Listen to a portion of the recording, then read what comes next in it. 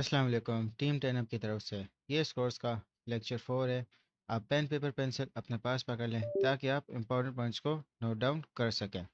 दोस्तों, ये lecture trend trading के बारे में, जिसमें हम सपोर्ट, रेजिस्टेंस, ट्रेंड लाइंस के बारे में बहुत डिटेल में पढ़ेंगे कि ये क्या होते हैं और इनको कैसे यूज़ करना है ट्रेडिंग के लिए। आखिर में दोस्तों, हम फिबोनाची रिट्रेसमेंट टूल के बारे में पता करेंगे कि ये क्या होता है और इसको कैसे यूज़ करना है।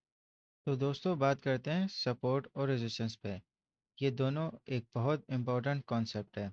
इन दोनों को आपने लाजमी देखना है अगर आप किसी भी चीज़ में आप ट्रेड करोगे। तो आप इस पॉइंट को नोट डाउन कर लो। जब भी आप अपनी ट्रेड करोगे तो आप लाजमी सपोर्ट और रेजिस्टेंस को देखना। तो दोस्तों, सपोर्ट और रेजिस्टेंस को मैं आपको चार्ट पे भी एक्सप्लेन करूँगा, मगर मैं चाह रहा हूँ कि आपको एक कॉन्सेप्ट एक एग्जाम्पल के थ्रू समझ आ जाए। जो प्राइस होता है वो बिल्कुल एक बास्केटबॉल की तरह होता है। वो हमेशा बाउंस कर रहा होता है एक डायरेक्शन में। तो जो उसकी डायरेक्शन है उसको आपने समझना है। उस हिसाब से आप अपना ट्रेड पॉइंट जान सकते हो कि आपने कहाँ पे बाई करना है और कहाँ आपने सेल करना है। सपोज करो कि जो प्राइस है वो इस तरह बाउंस हो रहा है और फिर इस लाइन पे आके टच करके रीबाउंड होता है। फिर उसके बाद दोबारा इस लाइन पे आता है और फिर उसके बाद दोबारा रीबाउंड हो जाता है। तो ये आपका एक सपोर्ट लेवल बन गया कि जो आपकी प्राइस है वो इस लेवल पे आके जब भी टच करेगी तो वापस रिबाउंड होगी, क्योंकि यहाँ पे बायर्स मौजूद हैं। मगर इसी तरह जो आपकी प्राइस है, जब भी वो ऊपर एक लेवल पे जाएगी फिर से वो वापस नीचे आ जाएगी। मगर फिर उसके बाद दोबारा वो कोशिश करेगी कि उस लेवल पे आने की, मगर वो उसको ब्रेक नहीं कर पाएगी, फिर वो दोबारा नीचे आ जाएगी। तो ये इसका एक रेजिस्टेंस है।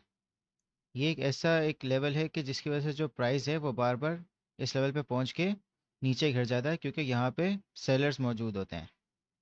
तो आपने इन दोनों लेवल्स को जानते हुए आपने ट्रेड करनी है। मैं आपको बताऊंगा कि इनको कैसे आइडेंटिफाई करेंगे। ये सिर्फ एक एग्जांपल है ताकि आप थोड़ा सा इनके बारे में समझ जाओ कि ये लेवल्स होते क्या हैं। मगर दोस्तों, मार्केट है, मार्केट में ये जो लेवल्स हैं सपोर्ट और रेजिस्टेंस, ये हमेशा बनते रहते हैं। अब अगर आप देखें कि सपोज़ कि जो प्राइस है वो यहाँ सपोर्ट से बाउंस हुई और रेजिस्टेंस पे आई, फिर दोबारा सपोर्ट पे बाउंस हुई, फिर रेजिस्टेंस पे आई, मगर यहाँ पे एक रिवर्सल पॉइंट बन गया कि यहाँ पे ज़्यादा बायर्स आ गए जिसकी वजह से प्राइस ऊपर शूट कर गई। तो जो ये रेजिस्टेंस लेवल था ये आपका सपोर्ट बन जाएगा एक तरह से। मगर जिस तरह जो जो आपका रेजिस्टेंस लेवल सपोर्ट बनता है, उसी तरह सपोर्ट लेवल भी आपका एक रेजिस्टेंस बन जाता है। तो सपोज़ के प्राइस आपके रेजिस्टेंस पे आई और सपोर्ट पे आई, मगर यहाँ से ब्रेकआउट हो जाता है और यहाँ पे ज़्यादा सेलर्स आते हैं जिसकी वजह से प्राइस नीचे चली जाती है। तो एक तरह से ये आपका रेजिस्टेंस लेवल वापस से बन जाएगा। तो इसको ब्रेक करने के लिए काफ़ी ज़्यादा बायर्स होने चाहिए ताकि प्राइस वापस से ऊपर है और ये इसकी एक सपोर्ट लेवल बन जाए।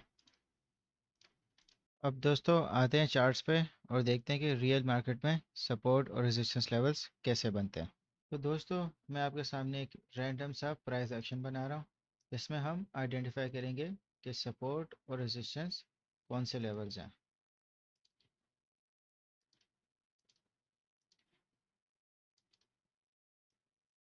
तो दोस्तों, जब भी आप सपोर्ट और रेजिस्टेंस लेवल्स ड्रॉ करोगे तो आपने हमेशा हॉरिजॉन्टल लाइन को सिलेक्ट करना है। ये आपको इस पैनल में मिल जाएगी, हॉरिजॉन्टल लाइन, क्योंकि ये आपको हॉरिजॉन्टल लाइंस एग्जैक्टली बना देगी जो आपको सही से सपोर्ट और रेजिस्टेंस लेवल्स का बताएगी। अब जो मैंने प्राइस एक्शन बनाया है, बिल्कुल एक रैंडम सा मैंने प्राइस एक्शन बनाया है। तो इसमें सपोर्ट कैसे आइडेंटिफाई करनी है। अगर आप प्राइस एक्शन को नोट करें कि प्राइस पहले यहाँ से ऊपर गई, फिर रिबाउंड हुई, फिर ऊपर गई, फिर रिबाउंड हुई, तो ये इसका एक सपोर्ट लेवल बन गया। जब दूसरी बार ये इधर रिबाउंड हुई है, फिर तीसरी बार ये ऊपर गई, फिर चौथी बार भी ऑलमोस्ट यहाँ पे आके रिबाउंड कर गई, तो ये इसका सपोर्ट लेवल है। अब इसका रेजिस्टेंस लेवल आपने प्राइस एक्शन के हिसाब से बनाना है।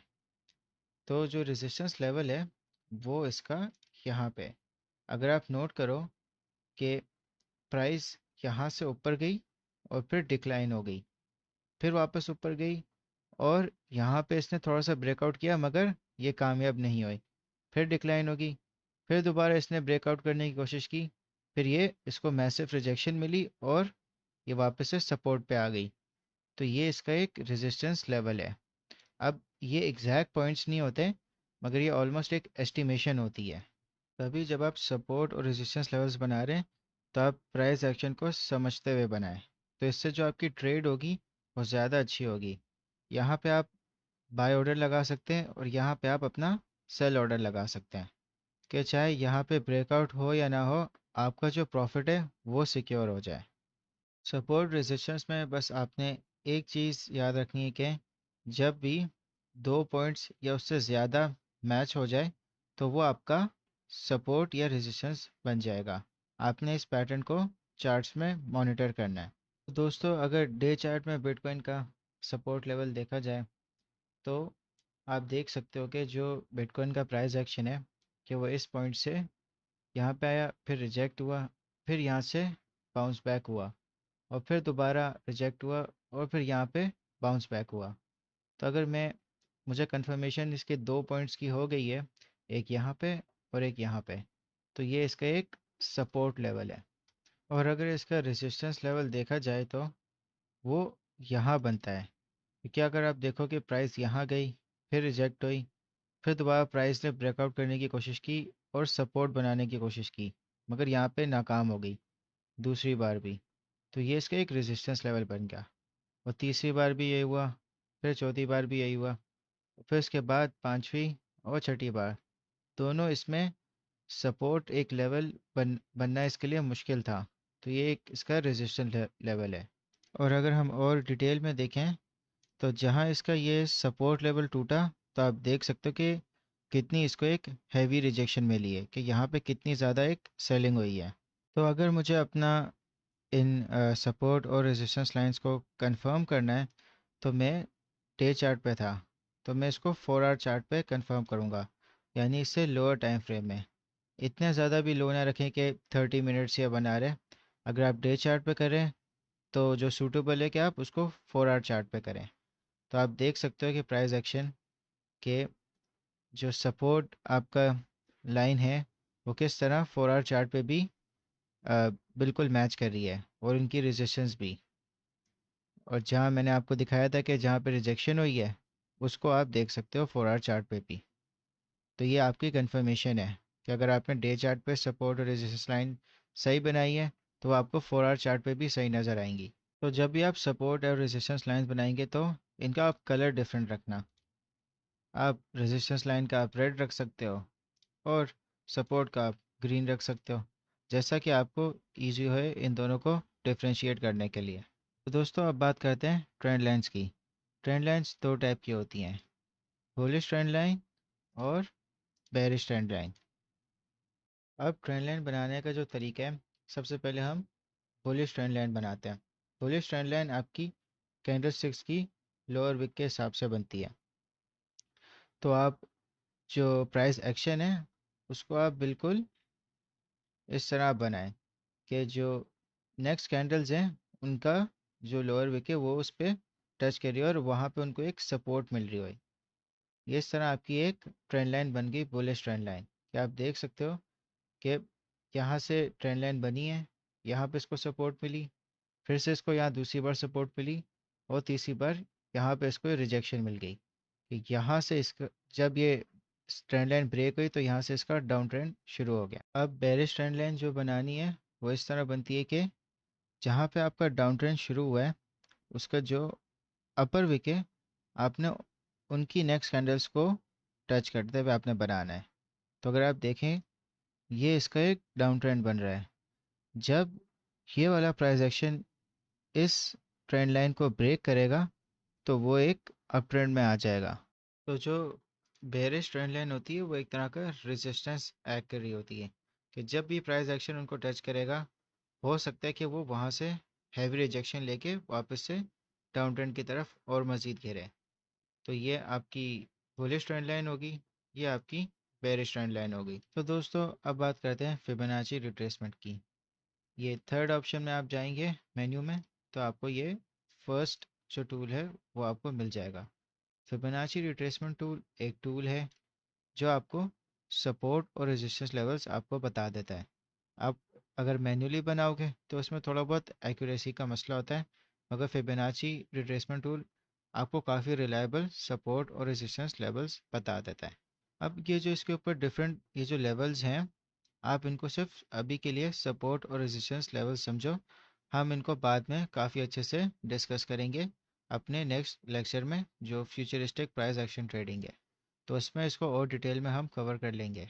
अब इसको आपने यूज़ इस तरह करना है कि जो आपको लोएस्ट पॉइंट मिलेगा उसको आप एक हाईएस्ट पॉइंट के साथ मैच करें, जैसे कि आपको इस प्राइस एक्शन में मिल रहा है। ये इसका लोएस्ट पॉइंट था और ये इसका नेक्स्ट हाई बना है, और ये सारे इसके सपोर्ट और रेजिस्टेंस लेवल्स आपको एक तरह से मिल गए। तो जब भी आप इसको यूज़ करोगे तो आपने ट्रेंड लाइन बनानी है इसके लोएस्ट पॉइंट से, जहाँ पे भी आपको ट्रेंड लाइन में सपोर्ट मिल रही हो। ये इसकी एक ट्रेंड लाइन बन गई। ठीक है, इसमें हालांकि आपको थोड़ी सी कुछ विक्स नज़र आएंगी, मगर फिर भी जो आप ट्रेंड देख रहे हो कि एक अप ट्रेंड बन रहा है और यहाँ से इसको एक सपोर्ट मिल रही है। और ये सारे फिबोनाची लेवल्स हैं। अगर आप इनमें देखो कि जो सपोर्ट है वो आपका ये वाला लेवल है, यहाँ पे मार्केट वापस आई, रिबाउंड हो गई, फिर दोबारा वापस यहाँ से रिबाउंड हो गई, तो ये इसका एक सपोर्ट है। और अगर आप इसका रेजिस्टेंस देखो तो ये एक टाइप का आपको रेजिस्टेंस लेवल यहाँ पे मिल गया कि दो दफ़ा मार्केट ने इसको ब्रेक करने की कोशिश की, मगर इसको ये ब्रेक, फिर फाइनली इसने यहाँ पे ब्रेक कर लिया। तो आप देखो कि इसका ब्रेकआउट कितना अच्छा हुआ। अगर आप ट्रेड करते हैं इन लेवल्स को देखते हुए तो आप इस पॉइंट पे ट्रेड करते हैं। यहाँ पे आप देख सकते हो कि यहाँ पे इसको ट्रेंड लाइन की एक तरह से सपोर्ट भी है, और यहाँ पे इसकी एक फिबोनाची लेवल पे भी सपोर्ट है। तो आप यहाँ पे लॉन्ग या यहाँ पे आप स्पॉट पे बाय करते हैं, और फिर आप इस लेवल पे जो इसका रेजिस्टेंस लेवल था उस पे आप सेल कर देते हैं और अपना प्रॉफिट यहाँ पे सिक्योर कर लेते हैं। आप इसको रिवर्स में भी यूज़ कर सकते हो कि जो इसका यहाँ पे इसका जो अपर पॉइंट था उसको आप इसके लोअर पॉइंट तक आप लेके गए, फिर आपने ट्रेंड देखा जो इसका ये डाउन ट्रेंड है, उस पर आपने एक ट्रेंड लाइन बना दी, तो ये इस तरह आपकी ट्रेंड लाइन बन गई। तो दोस्तों जैसा आप देख सकते हो कि इस ट्रेंड लाइन के हिसाब से यहाँ पे इसका ब्रेकआउट हो गया, और फिर जो इसके फिब लेवल्स हैं अगर इसको जूम इन करें तो यहाँ पे एक रिटेस्ट हो गया सपोर्ट पे, फिर दूसरा हो गया, फिर तीसरा हो गया, फिर फोर टाइम पे यहाँ पे इसका सपोर्ट ब्रेक हो गया। तो आप फिब लेवल्स के हिसाब से ट्रेडिंग कर सकते हो। तो दोस्तों जब भी आप ट्रेडिंग करो ट्रेंड बेस्ड, तो आप ट्रेंड लाइन, सपोर्ट, रेजिस्टेंस और फिर उसके ऊपर आप फिबोनाची लेवल भी लगाओ। जब आप ये चारों चीज़ों को एक साथ करोगे तो जो आपकी एक्यूरेसी हो जाएगी वो काफ़ी बेहतर हो जाएगी। तो दोस्तों अब मैं आपको टास्क दे रहा हूँ, आप कोई भी तीन चार्ट्स जैसे बिटकॉइन, टेस्ला या कोई भी आपके पसंद का आप चार्ट्स पे ना आप मैनुअली सपोर्ट, रेजिस्टेंस और ट्रेंड लाइन आप बनाओ। तीन चार्ट्स के ऊपर आप बनाओ, फिर उसके बाद आप कोई भी दो चार्ट्स के ऊपर आप फिबोनाची यूज़ करो, और उस पर ट्रेंड लाइन भी आपकी होनी चाहिए। तो ये आपका टास्क है। टोटल आपने मुझे 5 चार्ट्स बना के देने, फिर मैं आपको रिस्पॉन्ड दूंगा कि आपने किस तरह बनाना है और कहाँ आप इम्प्रूवमेंट कर सकते हो।